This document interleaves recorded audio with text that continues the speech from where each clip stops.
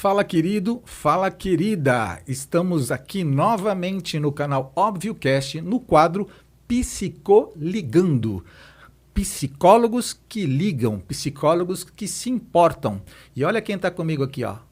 Adriana Oi, gente. Varani. Tudo bem? A Adriana Varani, você já conhece ela já fez um podcast conosco, onde você já contextualizou um pouquinho sobre a sua vida. Sim. E hoje a gente já está usando os conhecimentos de psicóloga da Adriana para a gente comentar um pouquinho sobre a nossa sociedade.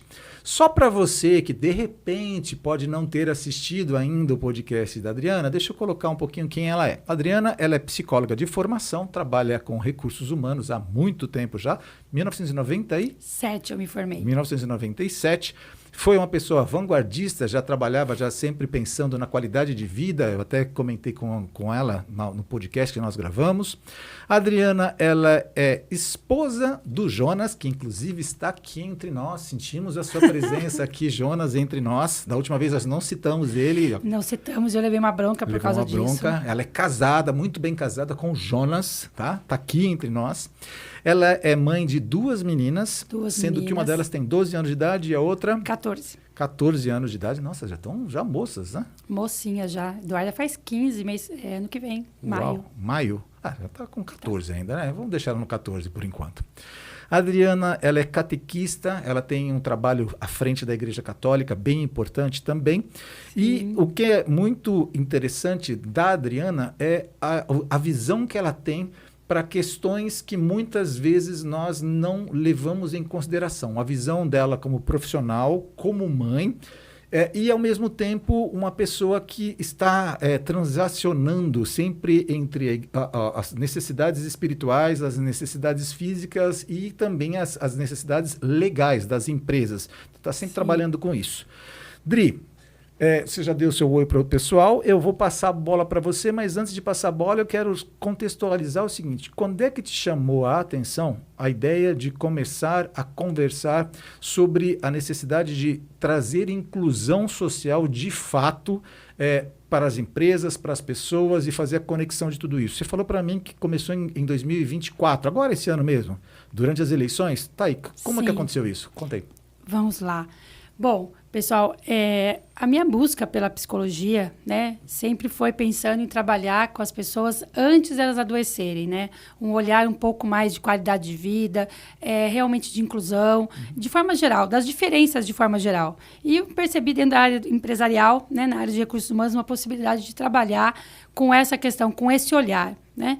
E de tempos para cá vem aumentando discussões em torno da questão dos PCDs dentro do mercado de trabalho, né? E tudo mais. E aí me veio, né, todo esse pensamento já trabalhando com isso, com RH, e nessas eleições, agora últimas, algo me incomodou, né? Um pouco mais do que o normal, quando eu comecei a ouvir todos os candidatos e muitos partidos colocando a questão dos PCDs, né, dos prestadores de necessidades especiais, como campanha, né, como sendo formas aí de arrecadar votos e tudo mais. E muitas vezes, muitos candidatos trazendo a questão, principalmente agora dos autistas, sem ter local de fala desse assunto, né, sem conhecer a fundo o que seria isso. Então, isso começou a me incomodar um pouco, porque eu tenho uma filha com deficiência auditiva, né? Eu sou uma mãe atípica. Então, eu vejo como mãe da Mariana, que é deficiência auditiva, e amigas, né, de outras mães que têm ou filhos com outros tipos de deficiência, como síndrome de Down, como também TDAH, enfim, não sendo citados, né? Não sendo colocados em pauta. Então, há um tempo atrás, quando começou-se a se falar de inclusão e tudo mais, o PCD era só o cadeirante. A gente até vê o símbolo do cadeirante como sendo símbolo de qualquer coisa, no ônibus, no estacionamento, em tudo, né? E a inclusão era por uma rampa, você estava resolvida a questão da inclusão, né? Colocar a rampa na cidade, no seu negócio e tudo mais. E agora está em alta a questão do autismo, né? E isso me incomodou. Eu falei assim, poxa vida, mas o PCD não é só autista, né? O PCD tem muitas outras deficiências, né? E no mercado de trabalho precisa se olhar para isso também como uma possibilidade de ganho, tanto para a sociedade como para o próprio PCD, né? Deixa eu trazer algumas coisas que a gente conversou naquele seu podcast, que eu acho que vale a pena a gente contextualizar para o pessoal aqui. A Mariana, você diagnosticou, ela foi diagnosticada que ela tinha uma perda auditiva quando ela era ainda um bebê. Poucos meses, né? Você fez o teste da orelhinha. Na verdade, foi na maternidade. Foi na maternidade. Na maternidade. E aí você, só para a gente andar rápido com isso, mas fazer com que as pessoas entendam, você, por ter tido um diagnóstico bem precoce, você conseguiu fazer todo um tratamento com ela, um arsenal de abordagens que fez com que a Mariana tivesse hoje uma oralização perfeita e ainda assim ela continua utilizando o aparelho. E eu até perguntei na ocasião para você se existia algum grau, você falou que existia um range desses graus, e que no caso dela ela não era nem muito, não era severa, nem era leve, era moderada. Isso, uma perda moderada. Tá. Tudo isso para contextualizar, porque assim, quando a gente fala sobre PCDs, eu que não sou desta área, diante desta... Eu estou fazendo um paralelo de conversa, tá?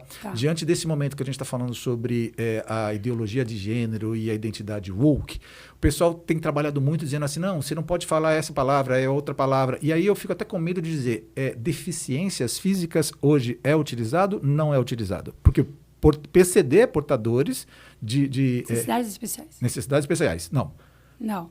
Portadores PCD. Pessoas com deficiência. Pessoas com deficiência, tá.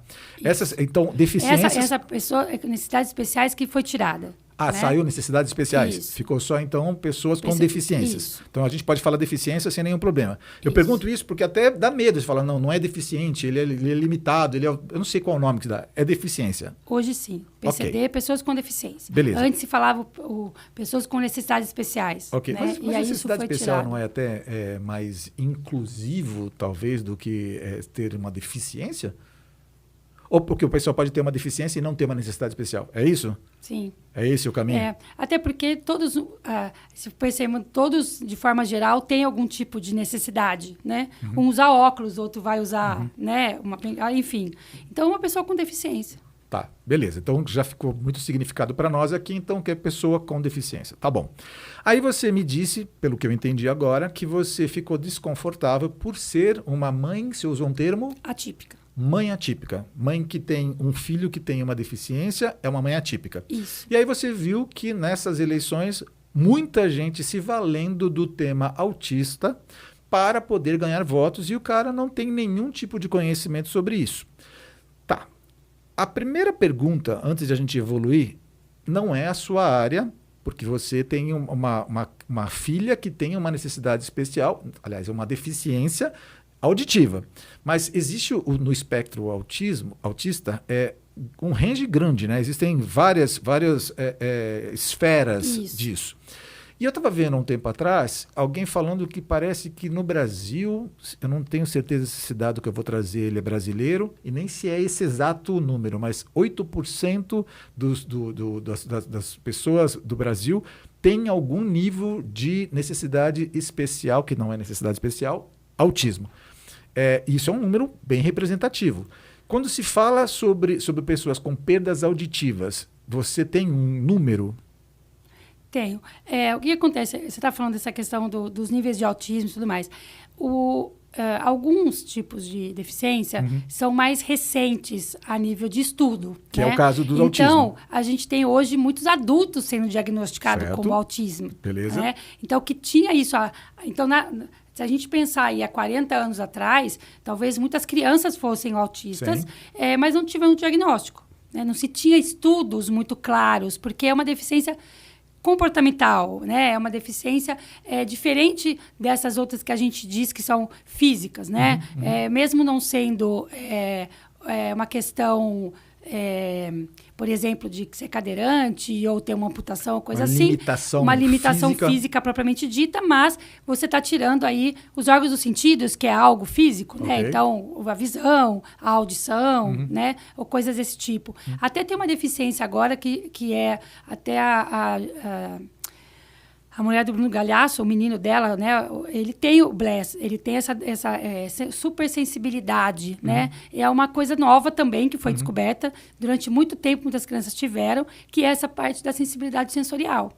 Então, o menino, ele tinha essa questão de tudo barulho era muito alto para ele, o cheiro muito forte das coisas, o tocar, ele não conseguia ficar descalço, e para ela era frescura. Até que ela foi estudar e descobriu que isso tem uma síndrome hoje, com esse nome. Então, tem muitas outras síndromes surgindo aí. Que estão aparecendo, né? Que tem mais estudos. Mas, então, esse número de autista hoje vai elevar ainda mais, porque se você pensar em casos que não se sabem ainda, que não tem esse diagnóstico fechado. Né? Então, agora, dos surdos, a gente tem aqui no Brasil mais de 10 milhões de 10 pessoas. milhões de brasileiros que têm algum nível de surdez. Algum nível de surdez, isso. Seria 5% da população. Cara, é representativo. Né? 5%. Sendo que 2,7 milhões são surdos profundos. Adriana, esse número é um número bastante expressivo, tá? A gente está falando de muita gente que tem algum tipo de necessidade especial. Eu vou ficar com esse nome necessidade especial porque eu achava que era mais inclusivo, deficiência física.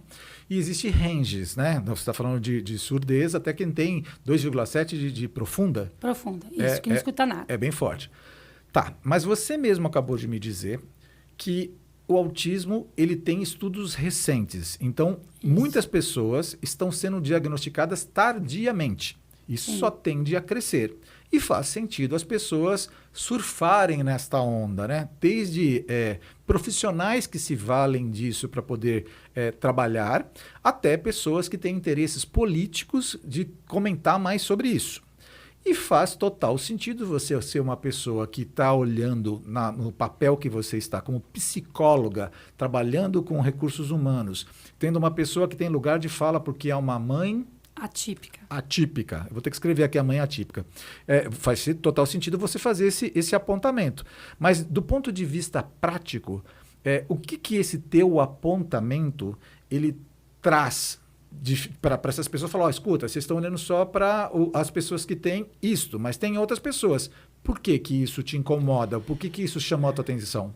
Na verdade, a questão, não estou nem desmerecendo, querendo colocar o autismo ou a deficiência auditiva da Mari, ou deficiência visual, ou síndrome de Down, ou qualquer outro TDAH, enfim, eu acho que é todo mundo do mesmo nível, né? No sentido de olhar para isso com esse cuidado, né? Eu trabalho com RH há bastante tempo e eu vejo as empresas não preparadas, né? Ainda a gente tem a conversa, como a gente teve no outro podcast, das cotas, né? Que acabam sendo limitantes. As empresas usam a cota simplesmente para ter os benefícios que são ofertados ou porque é obrigatório, né? E leva multa se não tiver, e não olham isso com uma forma natural. Mas isso é uma coisa da sociedade de uma forma total, né? De uma forma normal. Então, na minha visão, essa inclusão que todo mundo pede, né? Que hoje se tem essa pluralidade, essa questão de ser da diversidade e tudo mais, começa lá atrás, com as crianças na maternidade, lá, né? De falar sobre isso de uma forma natural.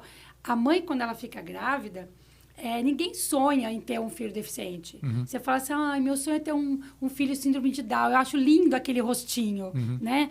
Meu filho vai ter... Não acontece, né? A gente fica grávida e só pensa no filho, tem que sair com saúde, né? Mas pensando numa deficiência como sendo uma falta de saúde. E isso não tem nada a ver uma coisa com a outra. Então, esse olhar já começa por aí. A mãe grávida, ela vai ler a respeito de sono do bebê, né, sobre cólica do bebê, sobre uma série de coisas, e ninguém vai ler sobre deficiências, né, possíveis do seu filho. Ou até mesmo, caso o seu filho não tenha, como lidar com crianças dessa forma. Porque as crianças estão aí hoje, cada vez mais abertas. Era o tempo que se fechava uma criança com deficiência em casa, né, que se tinha vergonha de sair, ou às vezes vergonha, ou até mesmo não sabia como lidar, né, socialmente com essa criança, não se tinha nada adaptado para ela e tudo mais. Hoje já não. Então as crianças hoje com deficiências, eles estão nas escolas, né, são colegas dos filhos, e eu vejo quantas mães não convidam as crianças com deficiência para ir para suas casas, não por maldade, né, mas porque não sabe como lidar. ficam com medo de cometer algum erro. E se essa criança tiver uma crise, se ela se machucar, o que eu faço? Será que ela pode comer de tudo? Então, é falta de informação mesmo, né? E até, por exemplo, o exame da orelhinha, né, que a gente comentou no outro episódio, é fundamental.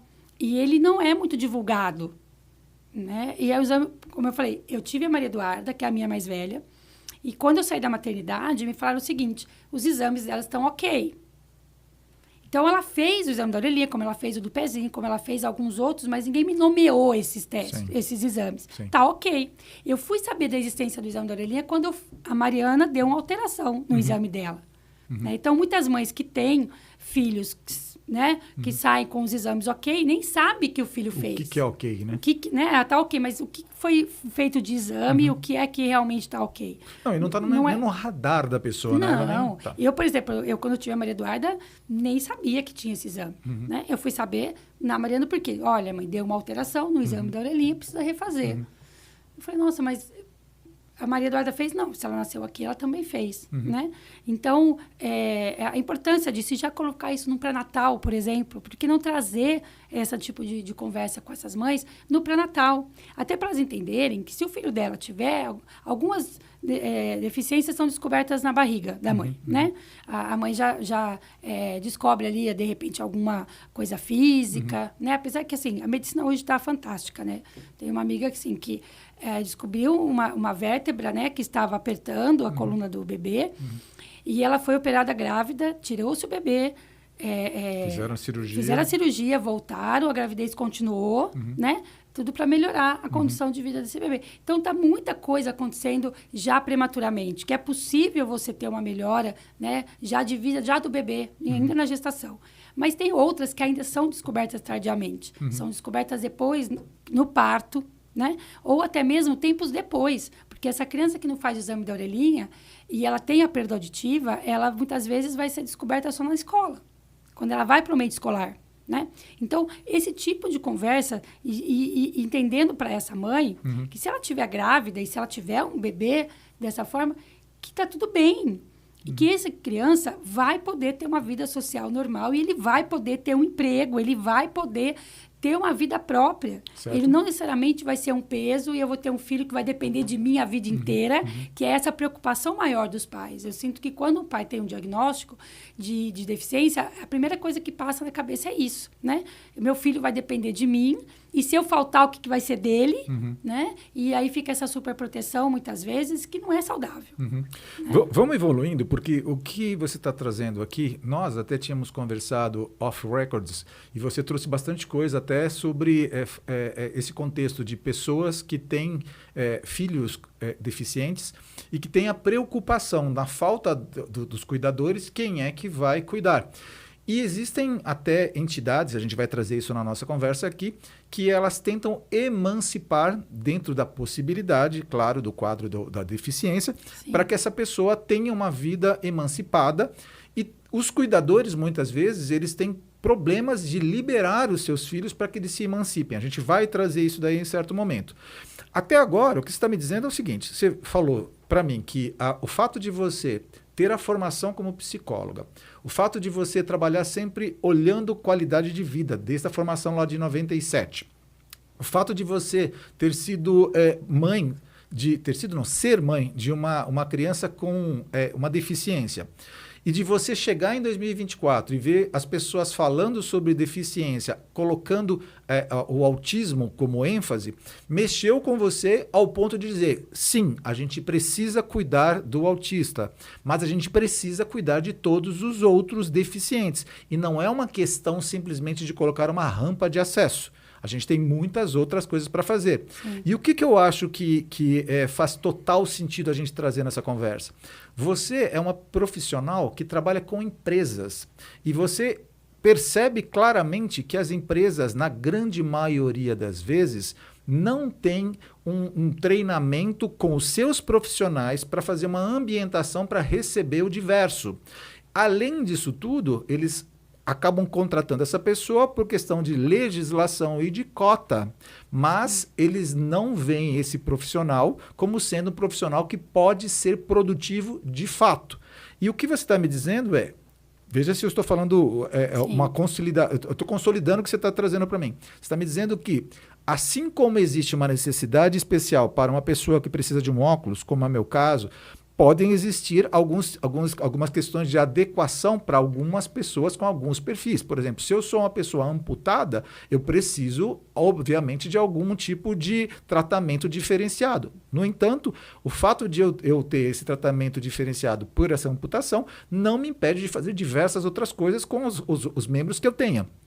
A mesma coisa em relação a questões neurológicas. Você tem ranges diversos e você pode entender que existem incapacitações para algumas coisas, mas são capacitações para outras coisas. Tudo que eu falei faz sentido até agora? Sim, vamos lá. Legal. Agora, Tá, continua. evoluamos. Aí você disse que existe uma necessidade de olhar para a questão social de um jeito diferente. Que você falou, a gente precisa desde os ambientes. As pessoas precisam entender que, apesar de você não querer que o seu filho nasça com uma deficiência, ele pode vir a nascer. E aí você tem números. Números de pessoas com deficiência física no Brasil são números expressivos. Uhum. Pessoas que nascem com deficiência, pessoas que se tornam deficientes, pessoas que até mesmo, não por questão de doença, mas por questão de acidentes, se tornam deficientes. E aí, quando a gente pega essas duas questões, ou seja, o número é muito expressivo. As pessoas no passado escondiam, agora elas estão trazendo, mas as pessoas não sabem como lidar com isso. E as empresas também não sabem. Você entra com o seu papel de fazer a unificação de tudo isso. É isso? Vamos lá. Na sua fala me trouxe... São duas coisas que eu vejo separado aqui, né? Uhum. As empresas, elas são um reflexo da sociedade. Certo. Né? Uma pessoa jurídica. Uma pessoa jurídica, mas que ela traz para dentro dela um pouco do que é esse universo. É um pedaço do universo que é bem maior, né? Que é uma sociedade que a gente convive em todos os outros âmbitos, sejam eles dentro de um clube, seja ele dentro de um bairro, seja na cidade, seja no estado, país, enfim. Né? Então, vem isso se refletindo. Então, eu percebo que é uma visão que tem que mudar, uma visão social de forma inclusiva de todas as deficiências, né? De todas as deficiências. Então, tratar isso de uma forma natural. E essas deficiências, se a gente parar para realmente analisar, todos nós somos deficientes em alguma coisa. Sim. Cada um tem uma habilidade mais que o outro, todos nós somos diferentes um do outro, né? Uhum. Tem, como você disse... tem gente que usa óculos, outros têm uma visão menor, outros até que são níveis de perda auditiva, níveis de déficit de atenção, níveis de... Tem tudo, todo mundo tem, né? Então, é um respeito que tem que ter, uma inclusão para todos, né? Correto. Seja ele por deficiência mesmo, seja ele, como você falou, natural ou por acidente, ou até por envelhecimento. Sim. Né? A gente tem uma população envelhecendo que está envelhecendo, trazendo... muitos, né? Então, os idosos também estão ficando para trás em muitas coisas, porque a sociedade também exclui, né? Não possibilita muitos acessos a várias coisas jamais, né? Dri, ou invade espaço, né? Como a gente conversou também offline aí, invade espaço. Então, hoje, um ambiente que tem uma música muito alta, né? Não vai incomodar só o autista, porque para ele é um barulho muito alto, mas para várias pessoas isso é um incômodo. Né? Um ambiente muito iluminado não vai incomodar só o autista, vai incomodar todas as pessoas que têm uma sensibilidade visual ou até um déficit de atenção, né? Que aquilo distrai. Eu vi um podcast do pessoal do Dizoscope, inclusive eu faço muita propaganda deles porque eles não precisam da nossa propaganda, são muito bons, e eu vi um pessoal falando o seguinte, que entre... autistas e outros tipos de neurodivergências, a gente tem mais ou menos 16% da população brasileira tem algum tipo de neurodivergência. E aí, o que a gente está dizendo? Olhando para as igrejas, por exemplo, porque nós somos um podcast cristão. A igreja não é inclusiva.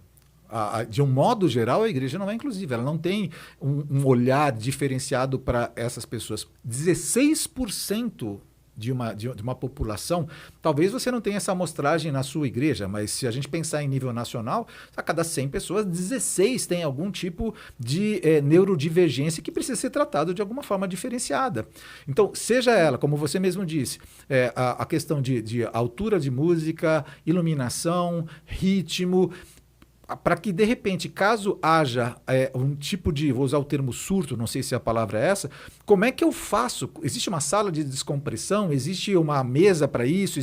Porque existem ferramentas para esse tipo de coisa. Mas mais do que ter a ferramenta para você tirar essa pessoa desse surto, é você perceber que essas pessoas estão andando entre nós. Talvez eu seja uma dessas pessoas, porque ainda não fui diagnosticado. Se eu for até um médico, um profissional, eu vou ser diagnosticado. E eu tenho percepções também de necessidades especiais que eu tenho. Por exemplo, até falando sobre igreja, eu participei de um culto numa determinada igreja onde eu falei, nesta posição eu não consigo ficar nessa igreja. Eu preciso ir para o fundo dela, porque as luzes pareciam uma boate e eu não consegui, simplesmente não consegui. De olhos fechados, os fachos de luz me traziam uma percepção que não era boa, não era agradável. Estou falando de mim, 54 anos de idade. Agora, veja... Mas esse surto, né? Só pegando esse gancho desse surto, essas situações que se vão passar, né? Que você chamou dessa forma, mas que a gente pode chamar aí como qualquer outro tipo de descontrole, ou incômodo mesmo. Né? Episódios de descontrole, né? Episódios com qualquer um das deficiências, tem que ser dado de forma natural, tem que ser visto de forma natural. Né? E é isso que preocupa. Né? Eles não estão preparados porque se acha que precisa de muitos recursos ou de muitos estudos para isso. Né? Enquanto que se você olhar e conviver mais, abrir mais espaço para uma convivência, você vai ver que esse surto ele não é tão absurdo e tão preocupante, porque todos nós temos de níveis diferentes nessas situações. E esse olhar de naturalidade, que eu falo, a Mariana, ela estudou numa sala de aula, da primeira até a 5ª série, era a mesma turma, eram os mesmos colegas. O que mudou era a professora, né? E nessa turma dela, ela tem a perda auditiva, tinha um colega com TDAH, tinha um colega autista e um colega Down. Tudo na mesma sala. E uma única professora, né? E sem auxiliar nenhum. E fora essas 5 crianças, as outras 20 também com necessidades, né? Porque necessidades delas, né? Porque, inclusive, tinha lá até o 3º ano, tinha crianças que não estavam alfabetizadas, né? Com dificuldades pedagógicas, enfim. E que a professora tinha que dar conta de tudo isso, né? Mas olha a riqueza dessas 25 crianças que estudaram junto com a Mariana. Nem 25 deve ser até mais. Essas 30 crianças. Porque de um ano para o outro, essas crianças foram se aperfeiçoando enquanto convivência. E a professora era novata. Então, quando... algum deles, o autista, tinha um surto, como você chamou, a professora às vezes não sabia o que fazer, porque para ela era uma sala nova, um aluno novo, ela não conhecia. Como abordar, né? Como abordar, mas a sala já conhecia. Certo. Então, a sala já sabia que quando ele se alterava, todo mundo tinha que ficar em silêncio para poder ele voltar. Sabe? Então, quando o síndrome de Down andava pela sala e ele, né, ficava lá babando ou tinha lá os seus comportamentos de querer invadir o espaço do outro, as crianças sabiam que tinham que levar ele de volta para o lugar dele, dar a toalhinha para ele e falar, você tem que ficar aqui, tá? Aqui é o seu lugar. Então, essas crianças, né, aprenderam a lidar. De forma natural. Então, se essa criança, quando for adulto, tiver um colega de trabalho assim, ou alguém na igreja, né, ou em qualquer outro ambiente que ele esteja, para ele vai ser natural. Ele sabe lidar com isso. Ele sabe lidar, ele olhar isso com naturalidade. Né, e entender que o autismo, né, não tem que fazer alarde, tem que justamente... É o silêncio que vai fazer com que ele se ache a conexão de volta. O síndrome de Down, o TDAH, né? O déficit de atenção. Então, fica andando pela sala e os alunos sabem que não é porque ele está andando que todo mundo pode também. Sim. Né? E que o exemplo deles ficarem no lugar é que vai fazer com que ele volte também. Né? E não todo mundo se disperse junto com ele. Então, olha a riqueza dessas crianças. Então, começa para mim lá na escola, lá no início. A própria Mariana, quando ela começou na creche, com 2 aninhos, ela estudou na prefeitura, nessa escola que eu falei agora, era de 1º ao 5º ano, foi no estado, mas na prefeitura, que foi a primeira escola que ela estudou, a educadora especial da escola, né, ela entrava em sala não para ajudar a Mariana a se adaptar, a Mariana a conseguir acompanhar os outros alunos, não para ajudar a Mariana. Era bacana porque ela entrava em sala para ensinar as outras crianças a lidarem com a Mariana. né? Ela Então, as mudava crianças o meio de estava... 2, 3 aninhos, ela trabalhava essas crianças para saber que elas tinham que falar na frente da Mariana, que se falasse de costas ela não ia ouvir, né? Como brincar, como interagir com ela e tudo mais. Então, veja, é nesse sentido que a gente tem que preparar. Quando eu falo das mães, né? Então, você vai se preparar como mãe, não só de um filho deficiente, mas de um filho amigo de um deficiente, para você saber preparar um amigo, né, para ser deficiente. Eu hoje tenho um curso, né, que forma profissionais que trabalham com crianças PCDs. E eu recebo alunas... Esse curso é seu.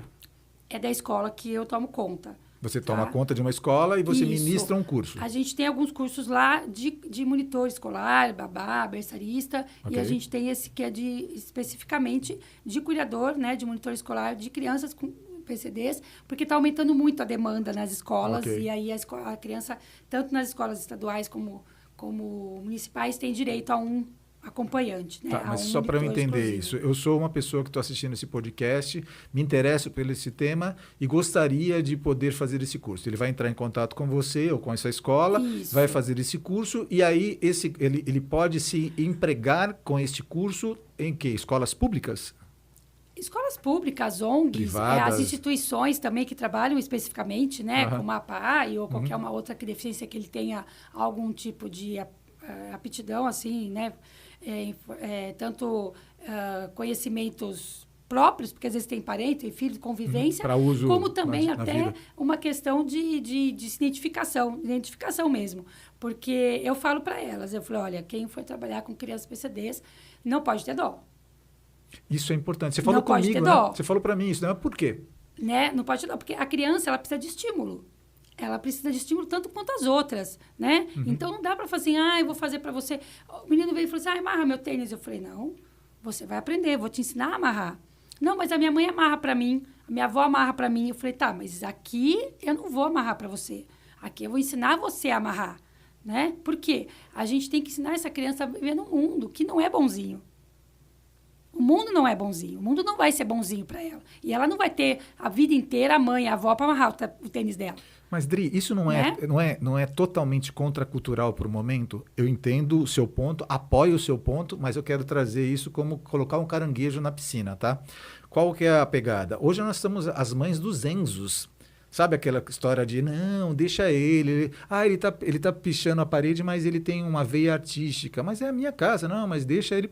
Então, como é que você fala que você precisa fazer que uma criança que tenha uma deficiência, ela tenha que, aspas no que eu vou falar, sofrer para aprender, fecha aspas?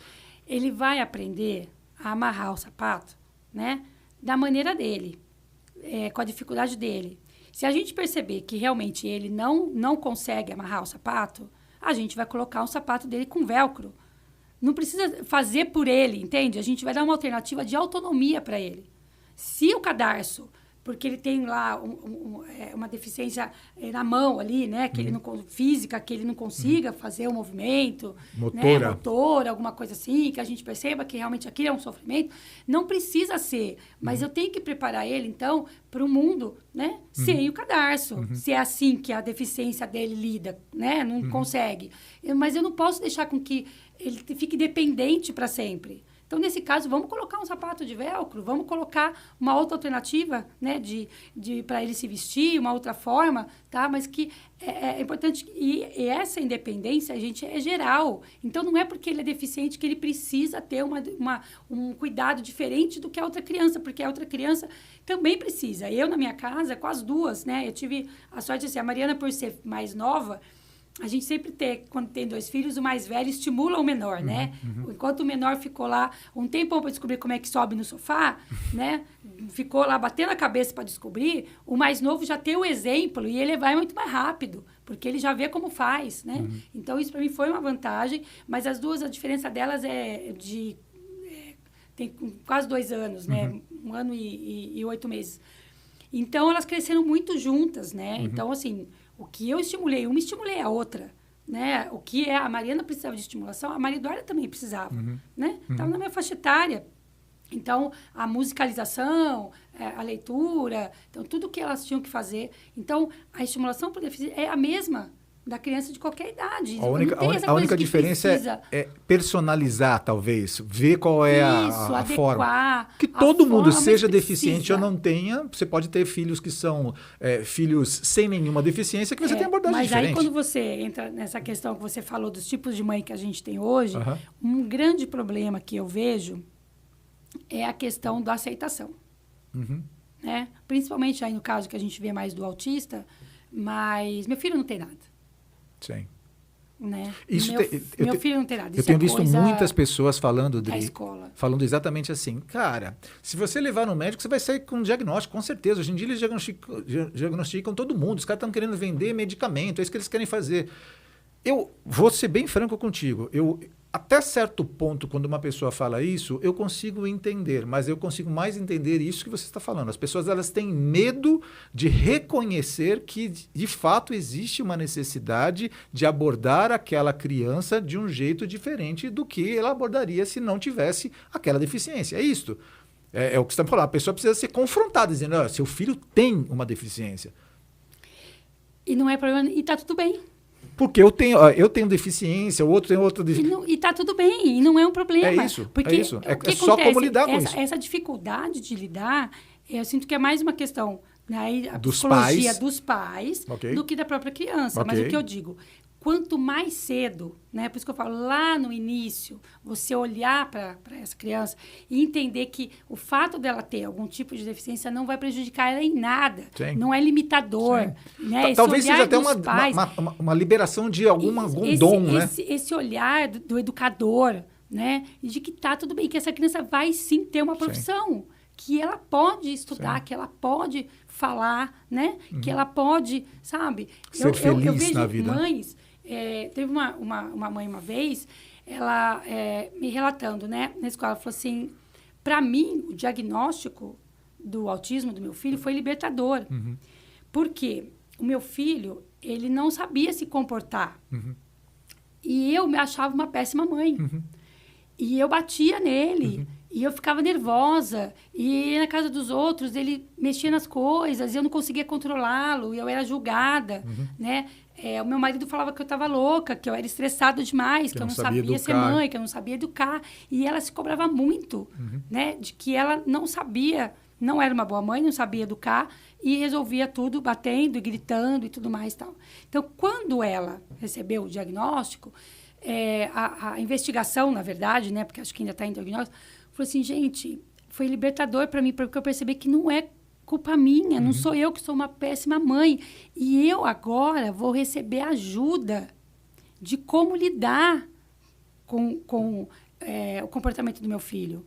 Excelente, né? Excelente. Então, eu vou ter essa orientação. O meu filho vai ter ajuda e eu vou ter ajuda, né? Mas isso é uma coisa da mãe. Sim. Mas o pai continua achando que o filho dele não tem nada. Mas é muito comum então, ela isso, né? ela tem esse desafio, né? De que para o pai ainda ela é louca. Né? Quem faz o diagnóstico de autismo? É um psicólogo, um psiquiatra? É um outro? É o pediatra? Quem é que faz? Você sabe quem que é?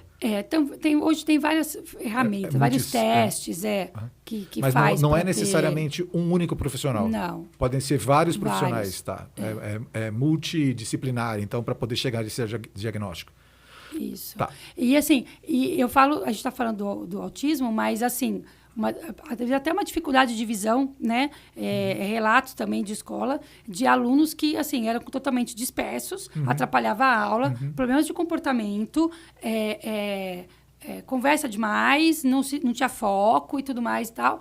E aí, quando foi se investigar o que poderia estar acontecendo com essa criança, a visão, ele não enxergava a lousa, ele não conseguia copiar. Então, quando todo mundo estava copiando, ele não estava enxergando. Disperso. E aí ele dispersava, né? Porque aquilo ali ele não estava conseguindo fazer e ele acabava atrapalhando a aula. E quando descobriu-se, vamos lá, óculos, sentando lá na frente, mudou.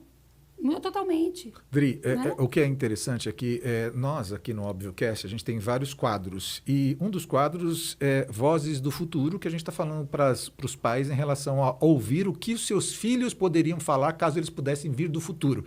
Do que precisa ser dado para eles de ferramentas para que eles pudessem ter uma vida mais produtiva, cristã e tudo mais.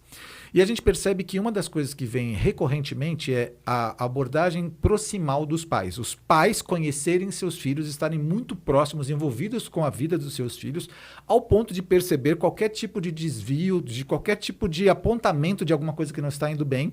E nesse caso que você está me dizendo, é assim, se eu estou convivendo com o meu filho, eu começo a perceber se meu filho tem problema ou não de visão.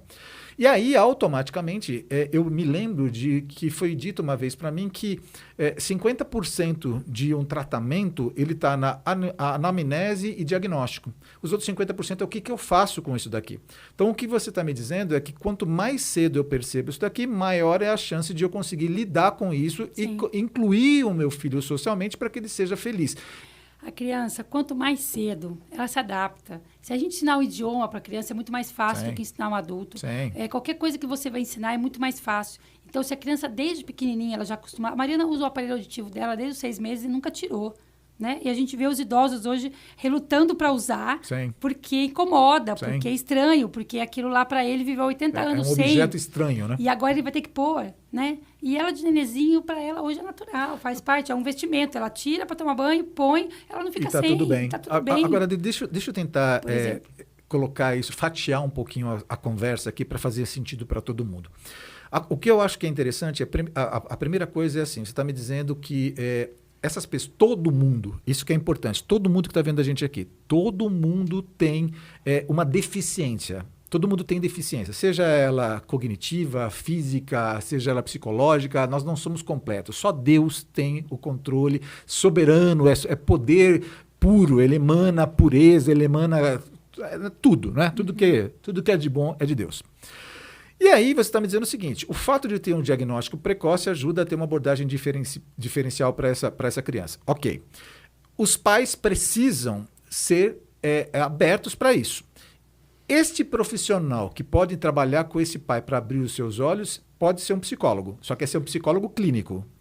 Psicólogo clínico. Mas antes do psicólogo você vai ter desde o pediatra... que cuida dessa criança, o educador da escola, né, a monitora da creche, a interação com os pais. Começa lá, como eu te falei, lá no posto de saúde, lá no pré-natal, né? Tá, e trabalhar com esses pais, porque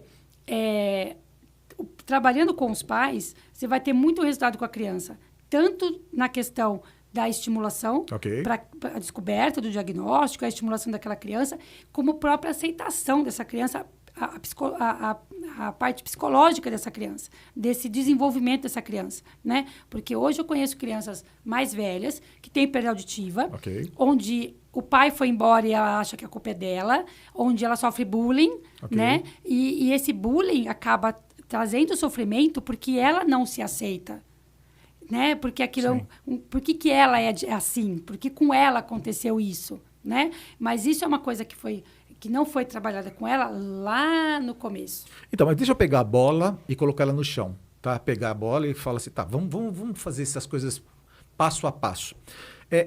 O ideal seria que toda a sociedade tivesse exposta a esse tipo de conhecimento para que pudesse lidar com essas situações, tá? Só que o ideal é o utópico, a gente não acredita que isso vai acontecer. Nós estamos aqui falando num canal cristão. Então, nós estamos no Brasil com 210 milhões de pessoas, 190 milhões de pessoas são cristãos, tá? Sejam eles evangélicos, 66 milhões, e o restante são católicos. Se as nossas igrejas trouxessem para dentro dos seus ambientes este assunto, nós teríamos um percentual de 90% dos brasileiros trabalhando com esse assunto. Claro que também é utopia pensar que 190 milhões vão fazer isso. De modo prático, você é uma pessoa que se dispõe a poder ir a igrejas, ir a empresas, ir a locais, se for contratada, se for contactada para que você possa fazer palestras desse tema? quanto mais se falar no assunto, em diversos ambientes, melhor. Estou à disposição. É uma coisa, como eu falei, essas palestras vieram agora, né, recente. Assim, eu já sempre dei treinamento em empresa, sempre conversei, né, como você falou, sou atuante lá na igreja. Okay. Mas essa conversa sobre esse assunto PCD... É uma coisa nova. É uma coisa nova que veio, né, agora, recente da eleição, como você falou, mas que já tornou-se, né, uma proporção para mim muito grande, né, de olhar para isso e falar assim, poxa vida, né, como que as pessoas, de forma geral, têm essa visão muito rasa do assunto. E a gente vê isso na prática, né, a gente até conversou informalmente também, você vai num supermercado, tanto a população, o cliente chega... E se você tem um repositor síndrome de Down e um outro repositor que não você não vai perguntar nada para esse Down. A tendência é você ir perguntar para o outro, né? Você acha bonitinho, ai, que lindo, ele está trabalhando, mas você não utiliza do recurso dele, você não quer que ele te atenda. Você acha lindo ele estar lá, mas você não quer ser atendida por ele. Não por maldade, eu não vejo que seja isso, mas... por falta mesmo de informação, por achar que ele está fazendo o trabalho dele lá. Que vai ser mais difícil, que ele não tem... que eu não quero dar trabalho para ele, né? Que eu não quero incomodá-lo. Eu vou para o outro, né? Como eu Agora, tenho um colega de trabalho... se você não dá trabalho para ele, você não dá trabalho para ele, né? Entende o trocadilho que eu estou dizendo? Sabe, você fica receoso, porque não é natural para você. Não perde naturalidade, é diferente. Nossa, né? Olha lá que legal, né? E... do outro lado, também o empregador da empresa também não está. Então, você ter um colega de trabalho, também é tendencioso você deixar as tarefas mais fácil para ele. Deixa isso daqui, né? Colocar apelidos pejorativos, sabe? É uma coisa também que os líderes dentro das empresas não estão preparados para liderá-los, né? Meu projeto para a empresa. O que eu penso? A gente teria que entrar numa empresa e vamos lá. Você tem os seus descritivos de cargo. Vamos entender primeiro qual é o tipo do seu negócio, quais tipos de cargo você tem aqui dentro, para entender quais tipos de deficiência se encaixariam no perfil da sua empresa. Tanto no perfil no sentido de produto, de mercado, de serviço que você presta, se é atendimento, se é produção, enfim. Indústria. E quais são os tipos de cargo que você tem e qual deles estaria apto a receber algum profissional que tem algum tipo de deficiência. Além dessa questão da descrição das tarefas, a gente também tem a parte física. Eu sou uma empresa que tem muita escada. Então, a gente já entende que um deficiente físico, cadeirante, não é adequado para aquela empresa. Mas está tudo bem. Ele pode trazer outros tipos de deficiência, né? A gente entende o universo físico, entende o universo do descritivo das tarefas. E aí, sim, a gente vai fazer um processo seletivo assertivo, tá? A gente traz esses profissionais...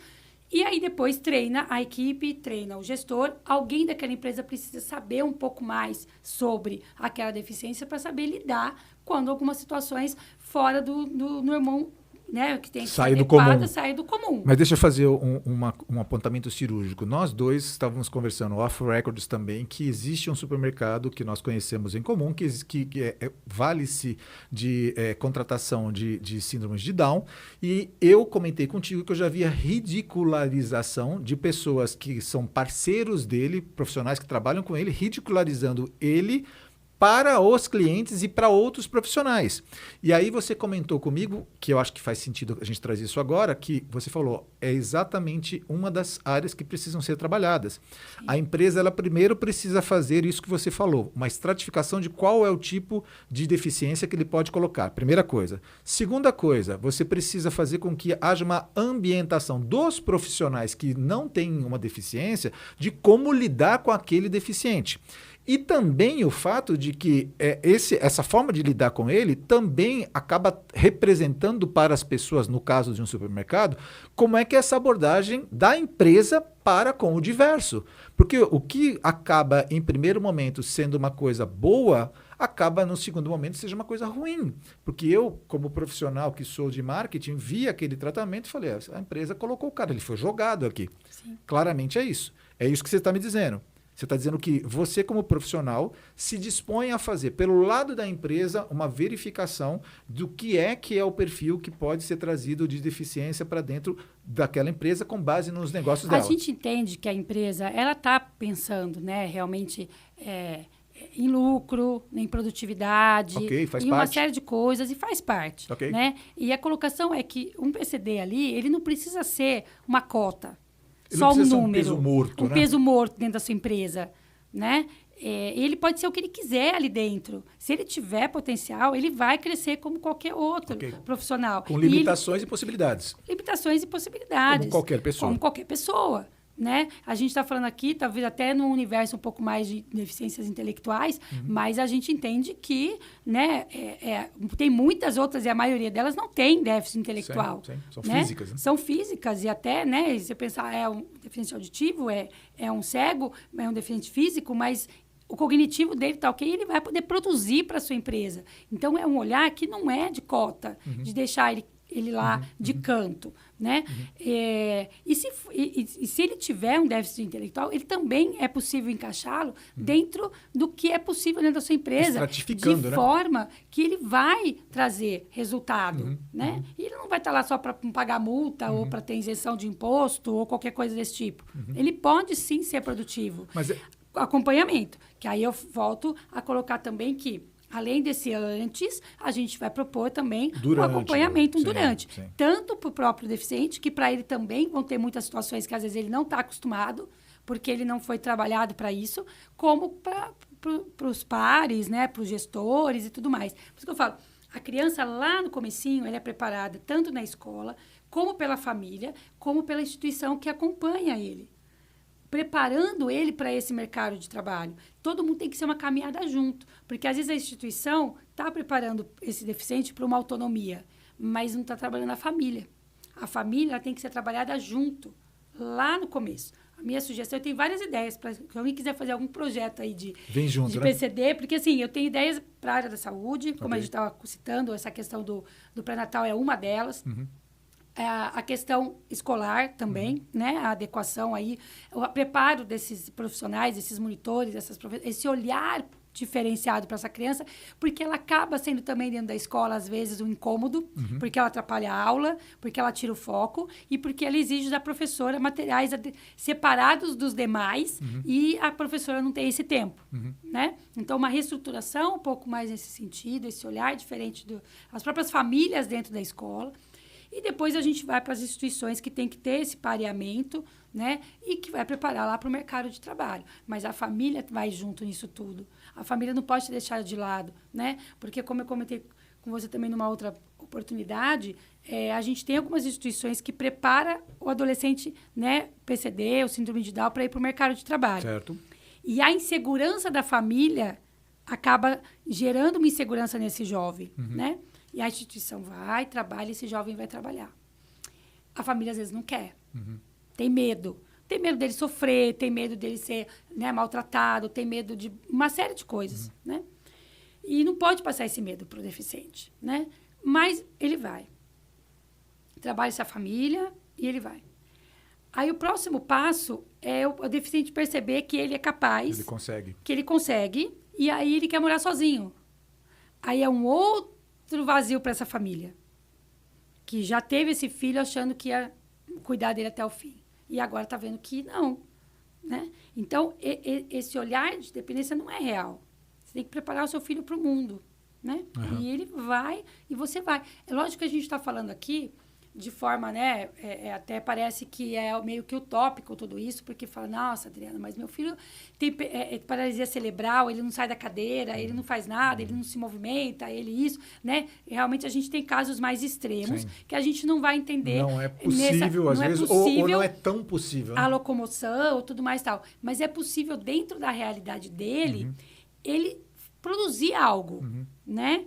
Que seja uma pintura, que seja um esporte, que seja sei lá, a escrita, né, de algo, criar, né? Ele pode ser criativo, ele pode contar histórias, escrever um livro e alguém escrever para ele se ele tiver uma deficiência física, né, no caso. E a gente vê outros tantos aí, né, que desenha com o pé, a pessoa não tem braço e se supera, tantas coisas, mas a gente tem que ver que o olhar para eles, motivacional, tanto da parte de autoestima, né? como da parte emocional mesmo, preparando esses pacientes para o mundo, faz toda a diferença. Rodri, quando você fala assim, eu sou um cara muito by the book, muito tipo, fui formado com performance empresarialmente, então a gente fala, cara, é muito bonito falar isso, mas de modo prático é difícil você conseguir trazer isso para a realidade. O mundo é mau, as pessoas elas não têm tempo, as pessoas não dão chance para as pessoas diferentes, elas não dão, e são diferentes, uma pessoa que tem uma deficiência é diferente da grande maioria, as pessoas elas não são empáticas, cada vez mais a gente está vendo isso na sociedade e aí acaba ficando uma coisa muito distante da realidade. Então, eu gosto de ser muito pragmático. Como é que isso pode ser feito? Você está dizendo para mim que tudo isso está nascendo e você já tem alguma coisa, a sua experiência de vida, ela te dá vários apontamentos, mas eu percebo que cada vez que você puxa uma peninha, vem um frango junto com isso, então as coisas são complexas.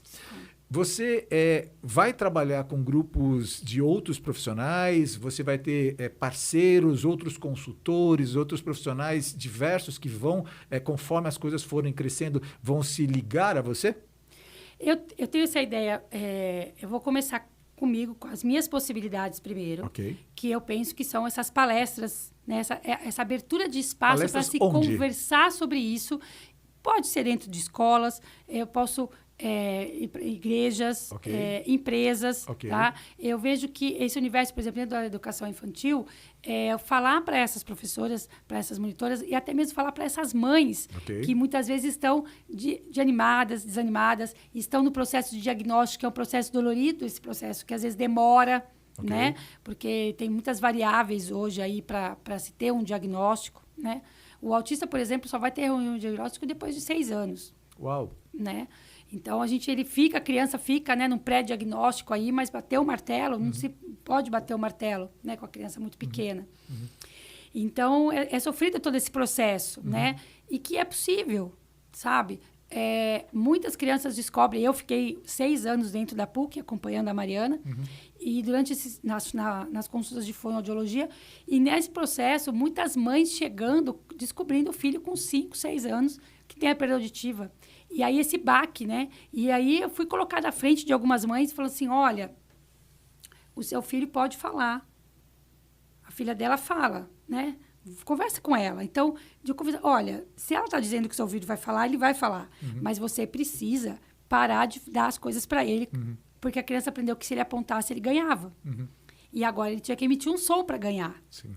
Então, é todo um trabalho que ele aprendeu diferente, ele aprendeu a apontar para ganhar. Então, a minha filha aprendeu desde bebezinha que ela tinha que fazer som, né? Então, é muito tarde, a criança... Os estímulos aquela coisa, são tardios, nesse caso, né? Porque assim, aquela coisa assim, como eu falei, a gente ensina de um jeito, a criança aprende. Agora, você ensinou de um jeito para ele voltar. Mesmo 5 anos faz muita diferença, 6 anos, enfim. Sim. Então, essa fala para mãe, de mãe para mãe, né? De mãe para mãe, estou disponível. Nas igrejas, eu acho que quanto mais a gente conversar sobre isso de forma natural, de forma aberta, e das pessoas também se sentirem, como você disse, todos nós temos algum tipo de limitação. Então, conversar sobre isso de forma natural e que está tudo bem. Então, mas é importante. É que parece que... eu vou me perder um pouquinho, talvez, se eu não tomar cuidado. Parece que você coloca um carimbo dizendo deficiente, esse camarada não serve para nada. Ele é deficiente no quê? Né? Porque, assim, todos somos deficientes. Eu também tenho um carimbo sobre mim. Deficiente em alguma coisa. Sim. Mas em outras coisas eu sou totalmente eficiente, ok? Então, acho que esse que é o ponto. Mas, veja, quando você está conversando, eu estou vendo que talvez exija a necessidade de, nesse grupo multifuncional, de sensibilizar os profissionais que fazem as próprias anamneses e os diagnósticos. Então, isso vai ter que ser ampliado para outras pessoas para poder fazer uma abordagem diferencial para que as pessoas possam, depois que tiverem esse diagnóstico, conversar com uma pessoa como você, por exemplo, dizendo, legal, agora que você tem esse diagnóstico, como é que você vai abordar com isso? E como você, existem várias entidades que você pode servir como um hub, que pode distribuir, dizendo, para tal necessidade, você vai procurar tal entidade, para tal necessidade, você vai procurar tal entidade, e aí você consegue desenvolver as potencialidades dessas pessoas.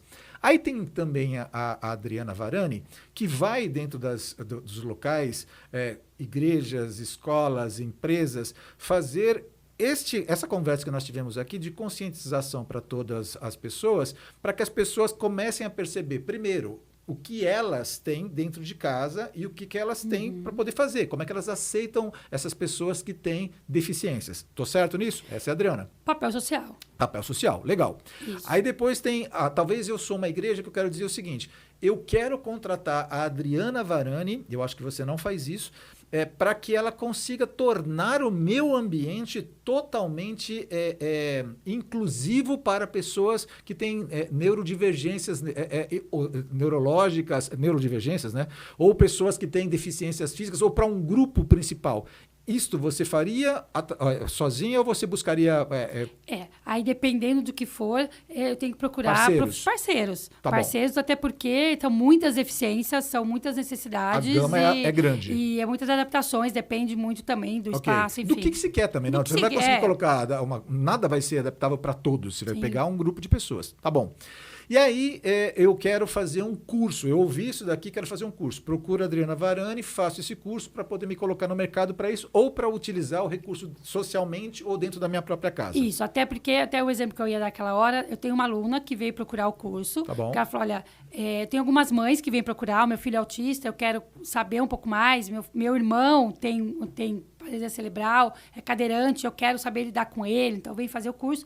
Mas eu recebi uma avó que ela falou o seguinte, olha, meus filhos, né, não tiveram nada, eu tenho os meus netos hoje e eu quero fazer o curso para ensinar os meus netos sobre esse assunto para que eles possam saber lidar com amigos que eles venham ter PCD. Excelente. E se eu posso convidar essas crianças para vir na minha casa, né, esses colegas deles para vir aqui, porque eu vou ter segurança de chamar e de lidar com eles nesse período que tiverem com companhia dos meus netos e tudo mais. Capacitando eles. Então, capacitando.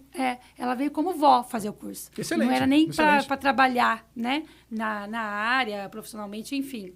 Mas para ser, né? Então, por isso, tem que ser uma mãe que posso ser, ou que eu possa ensinar o meu filho, né, a ter essa empatia e trabalhar e como lidar com um coleguinha. Né? E aí, indo mais para aquilo que você trabalha atualmente, anterior até mesmo isso ter nascido no seu coração, você também trabalha com processos de recursos humanos e aí você consegue fazer tanto a adaptação da empresa, conforme você acabou de verificar aqui, de falar na conversa, para aquela vaga e tentando fazer uma estratificação, processo e tudo mais, ok? Isso, e até na contrapartida, como você falou, ajudando as instituições a preparar esses jovens...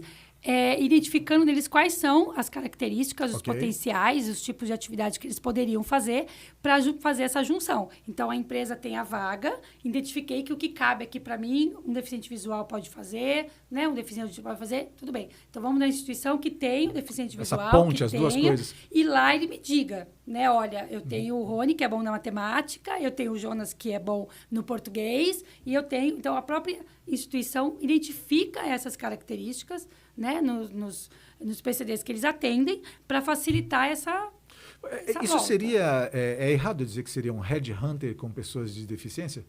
É um headhunter, né? Sim. Você está, na verdade, identificando... Primeiro que você está fazendo uma descrição de cargos e funções para um determinado profissional e depois você vai procurar no mercado esse cara. Você vai fazer um hunter disso, é mais ou menos isso. Que é excepcional, é muito legal, literalmente. Mas você já deixa esses profissionais preparados dentro das instituições. Sim. Né? E ele vai dizer, olha, o Rony ótimo com plantas. Sim. Sim. O Rony é ótimo com plantas. Você vai para uma área específica. Né? O outro lá é ótimo em escrever, o outro é ótimo em pintar. E vamos ver o que o mercado tem disso. Adriana, para mim isso é inclusão.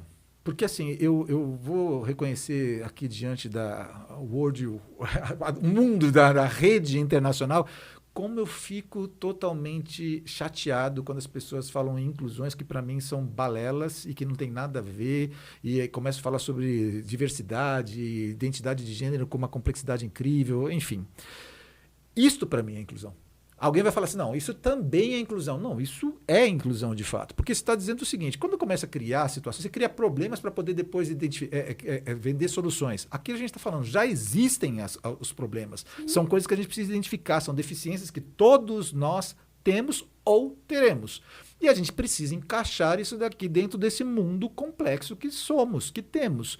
E o que eu acho interessante é, todos somos deficientes. A gente deveria criar uma campanha. Somos todos deficientes. Ponto. Talvez seja uma ideia. Ó, vamos lançar aí a campanha Somos Todos Deficientes. E aí explicar para as pessoas que todo mundo tem um nível de deficiência e que todo mundo é eficiente em alguma coisa. Eu quero dizer para você que acho muito legal tudo que está surgindo. Dá para entender claramente de que há um caminho a ser trilhado.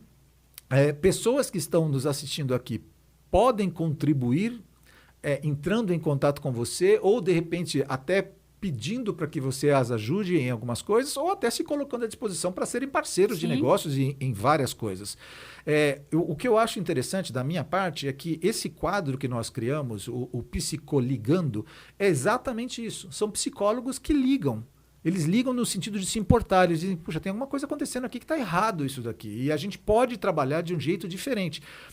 Nessa multiplicidade de profissionais, você pode ter um psicólogo clínico, você pode ter um psiquiatra, você pode ter um pediatra, você pode ter tantos profissionais que podem se envolver com esse projeto e ele pode virar uma coisa muito bem elaborada e que possa trazer realmente consequências positivas sociais. Não sei se nem se a palavra é mais legal, fala de consequência, parece que é uma coisa meio ruim, né? Mas Sim, assim... Mas é resultado impactos mesmo. positivos, né? Impacto da pessoa. Porque as empresas, você vê o mercado, essas coisas, o comércio, eles pensam numa rampa para o cliente PCD, mas não para o funcionário que tem uma dificuldade de locomoção. Como se o... Entendeu? Esse negócio de inclusão, né? Não é só rampa, né? E tudo que se faz é pensando, nós somos uma empresa que é inclusiva, que pensa, mas as atitudes são todas pensando no cliente poder vir para a loja, para o cliente poder ser bem atendido, para o cliente se sentir bem. Mas, cara, é para o seu funcionário, que tem algum tipo de necessidade também. Não só necessariamente uma deficiência, mas você pega uma pessoa obesa, às vezes ela tem dificuldades em muitos ambientes de ter um lugar confortável. Né? Não é nem adequado, é confortável, sabe? Para poder se alimentar bem. Escadas, às vezes, muito estreitas, que não precisa ser muito obeso, mas qualquer pessoa um pouco maior, às vezes, de altura, tem dificuldade de subir, né? Ou ferramentas de trabalho também, que são muito típicas. Tem muitas vagas nessa área de produção hoje, que eu recebo vagas, que tem limite de altura. Porque uma pessoa muito alta, ela não consegue desempenhar aquela função. Sim. Pensa num avião, por exemplo. Pensa numa comissária gigante. Ela não consegue desempenhar aquela função. Por quê? Ou ela é muito baixa, ou ela é muito alta. Né? E a gente está falando aqui do nanismo, a gente está falando aqui também, às vezes, da superdotação. A superdotação também hoje é considerada. É considerada uma deficiência. Uma deficiência. Né? Porque é diferente dos outros. E as pessoas não sabem lidar, né? Então, tem várias outras coisas que excluem. E todo mundo... E são coisas que não são catalogadas, né, como deficiências. Mas que são e que excluem. Eu acho excelente todo esse trabalho. Quero te parabenizar por isso. Quero te dizer que os nossos microfones continuam abertos para que a gente possa falar em outros episódios, trazendo mais elementos, evoluindo muito mais nesse conteúdo que a gente está desenvolvendo. Tem total apoio nosso. E dizer para você o seguinte, né? Que conte literalmente também com as nossas orações para que isso aconteça da melhor forma possível. Existe algo que você gostaria de acrescentar nesse nosso bate-papo, indo já para a parte final dele? Olha, tanta coisa, né? Os projetos. Assim, eu tô muito... em oração também, para que me ilumine, né, no que seguir em relação a isso. Eu só senti esse incômodo, esse chamado para trabalhar com essas coisas agora. Então, eu estou à disposição, gente. O que eu puder eu estou falando aqui através das câmeras do Rony, mas o que eu puder estar perto das pessoas, divulgar esse trabalho, montar projetos práticos realmente, né, dentro da área da saúde, dentro da área da educação, dentro da área social, dentro da área organizacional, tá? Me chamem, vamos pensar junto, né? Eu já pensei em algumas coisas, quem quiser ter curiosidade, vamos, Adriana, o que você está pensando, sabe? Que tem essa possibilidade de ajudar, né? Tem uma necessidade grande para resolver, o que eu puder estar ajudando. Entre em contato, vamos junto e vamos mudar essa visão, né? Que começa lá, como eu falei, quando a gente começar a criar as crianças hoje, né? Pensando num mundo diferente, gente, a gente vai colher. Eu falo que todo mundo, pelo menos a minha faixa etária, passou pela tal da crise da água, né? Há uns anos atrás. E eu lembro que naquela época se tinha um slogan, né? Que mundo você quer deixar para os seus filhos? Então, toda uma preocupação com a natureza, com a biodiversidade, com a poluição, enfim, com o gasto de água. Então, era muito disso. Que mundo você quer deixar para o seu filho? E hoje, com a sociedade do jeito que a gente está, né, com essas intolerâncias, com tudo isso que a gente tem vivido, o slogan eu sinto que é outro, que é que crianças você quer deixar para o mundo, Sim. que filhos você quer deixar Sim. para o mundo, Sim. né? Então, o mundo vai ser melhor, vai ser diferente lá na frente, porque naquela época eu dizia assim, se você não cuidar hoje, seu filho não vai ter água, né? Quando for adulto. E eu falo mesmo agora, se você não cuidar do seu filho agora, né? Que adulto que ele vai ser, que mundo Sim. que ele vai encontrar lá na vida adulta dele, né? Então, é importante a gente começar quanto antes a preparar, sabe? Então, quanto a gente puder já mudar o olhar desses adultos, né? Que muitas vezes foram criados e têm um olhar diferenciado. Mas como pais, formando novas gerações, isso vai ser fantástico. Algumas coisas, o ideal seria mudar tudo agora, mas a gente não é mágica. É um processo. E esse processo precisa começar em algum lugar. Você sabe, né, que eu tenho dito que, aqui, lembrando de novo, que somos um canal cristão, e eu digo o seguinte, Deus nunca tem pressa. As coisas dele são poderosas e tem o tempo certo. Elas vão acontecendo conforme tiverem que acontecendo, né? O que também vale a pena trazer aqui é que muitas pessoas podem estar falando lindo o que vocês estão falando, só que isso daí envolve muito dinheiro e as pessoas não têm condições de fazer.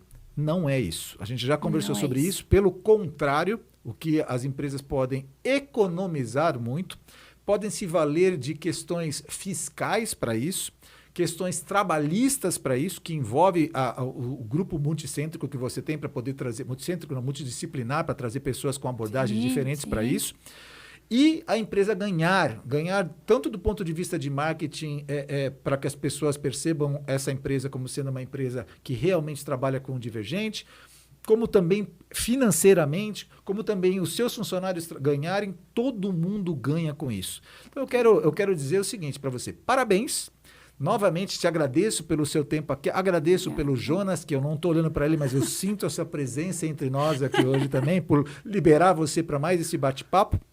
As pessoas que estão nos assistindo aqui, eu sempre vou pedir que você curta, compartilhe e que você se inscreva no canal. E uma coisa importante, senhores, nós não podemos ficar nichados entre os 66 milhões de evangélicos. Nós somos 190 milhões de cristãos. Aqui está uma católica apostólica romana. Então, coloque as pessoas também nesse grupo, porque isso é uma necessidade de todos nós. Sim. Nós, como igreja de Cristo, precisamos disso. E não vamos restringir. Isso é coisa de empresa grande. Isso é coisa de igreja grande. Isso aqui é coisa... Gente, qualquer tipo de negócio, qualquer lugar, qualquer escola, né? E, sabe, é lugar de inclusão, é lugar de trazer. Lugar, né? Onde houver pessoas, existe espaço. Sim. Sim. Não é isso? E precisa, todo mundo ter esse olhar que as pessoas não tem pessoas boas e ruins, tem pessoas diferentes. E tá tudo bem. Eu vou terminar esse episódio com um slogan. Somos todos deficientes. E está tudo bem. E está tudo bem. Gente, um abraço, fique com Deus e até o próximo episódio. Tchau, gente. Obrigada.